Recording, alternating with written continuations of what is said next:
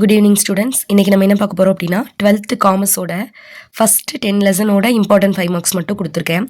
ஆக்சுவலாக இந்த 5 மார்க்ஸ் நீங்கள் ஃபுல்லாக கவர் பண்ணாவே நம்ம கொஷின் பேப்பரில் வந்து மினிமம் 4 to 5 கொஷின்ஸ் வந்து நீ அட்டன் பண்ணலாம்.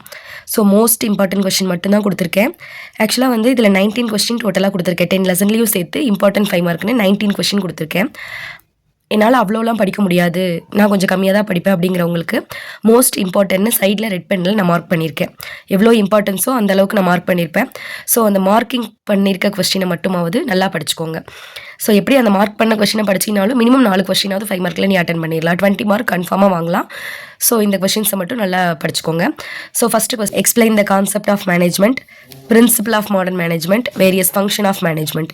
இந்த 3 கொஸ்டினில் ஏதாவது ஒரு கொஸ்டின் ரிப்பீட்டடாக கொஸ்டின் பேப்பரில் வந்துட்டே இருக்கும். ஸோ 3 கொஸ்டினுமே நல்லா படிச்சுக்கோங்க.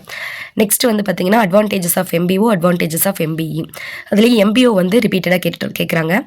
நெக்ஸ்ட் டிஃப்ரென்ஸ் பிட்வீனில் எந்த கொஸ்டின் இருந்தாலும் சரி கம்பல்சரி நீங்கள் படிச்சிருங்க. So 6th question, difference between new issue market and secondary market. 7th question, different kind of financial market. இதுவும் இம்பார்ட்டன்ட் தான்.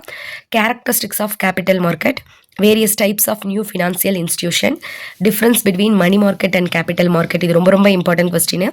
அடுத்து characteristics of government securities, functions of stock exchange. இந்த question வந்து நிறைய டைம் ரிப்பீட்டடாக கேட்டுக்கிட்டே இருக்கிற கொஸ்டின். ஸோ இந்த கொஸ்டினை கன்ஃபார்மாக நல்லா படிச்சுக்கோங்க.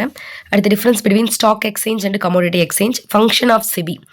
ரொம்ப ரொம்ப ரொம்ப இம்பார்ட்டன்ட் கொஸ்டின். செபியிலேருந்து ஏதாவது ஒரு கொஸ்டின் கம்பல்சரி வந்தே ஆகும். ஸோ இதுலேயும் ஃபங்க்ஷன் ஆஃப் செபி வந்து ரொம்ப இம்பார்ட்டன்ட்.